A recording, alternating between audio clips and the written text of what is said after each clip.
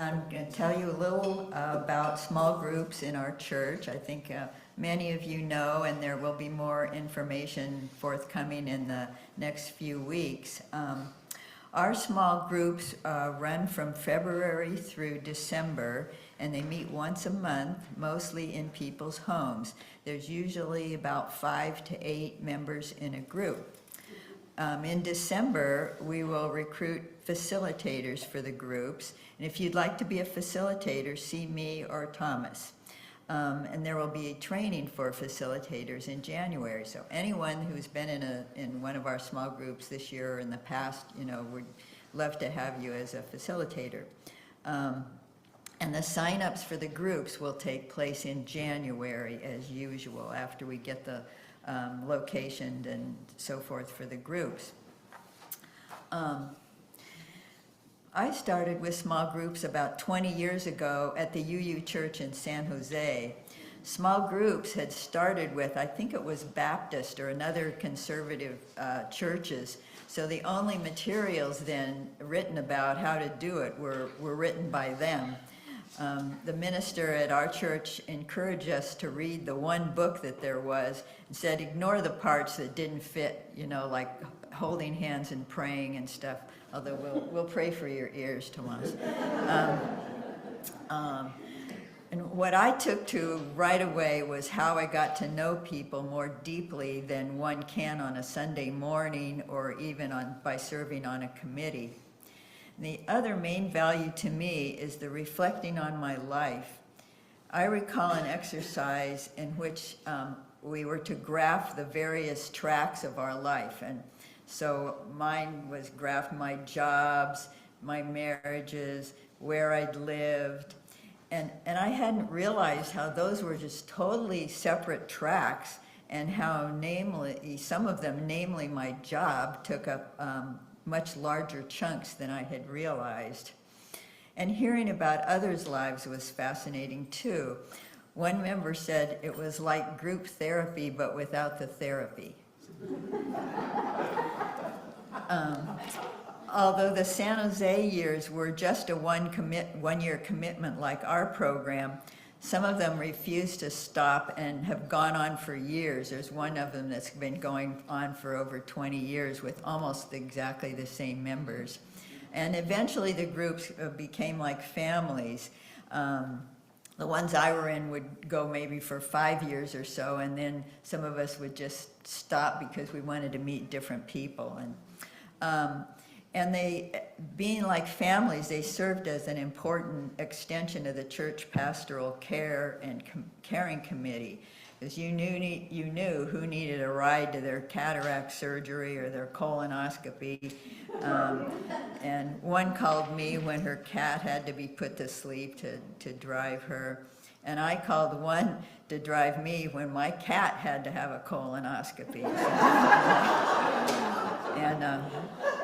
And also the groups then can alert people can alert the minister to people who need more serious pastoral care than what the group can provide.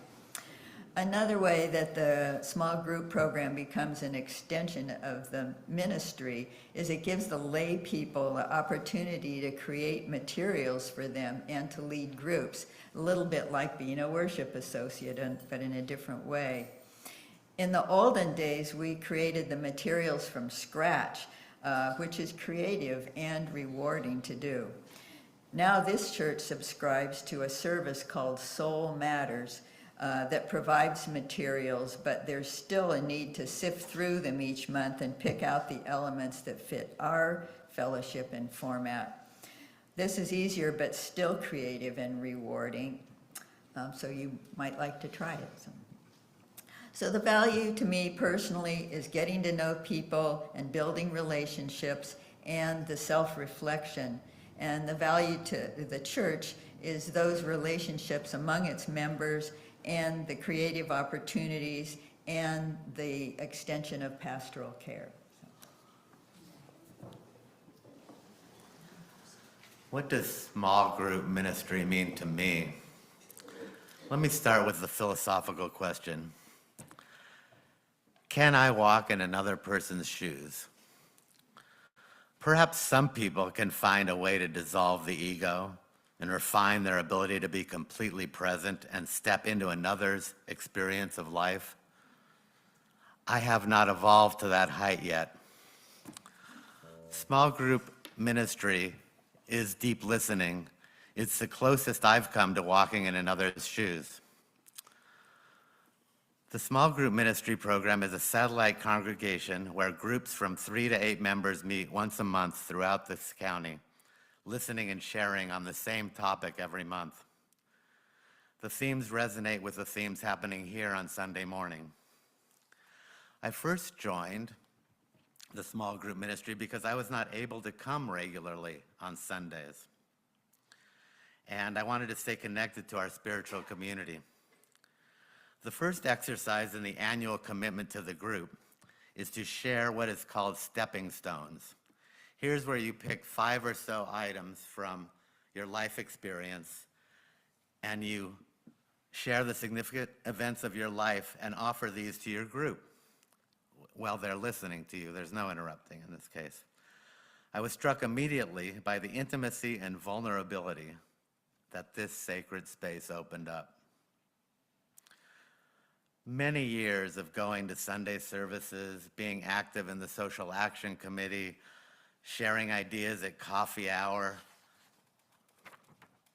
had not allowed me into another's spirit, their breath of life, in a way that the small group ministry has done. Also, I was struck by how one person's deep sharing was contagious and is contagious in these groups, and leads to each other person's inner world as it connects and leads to a connected chain of being. Here I began to understand, I deepened my understanding of what deep listening was.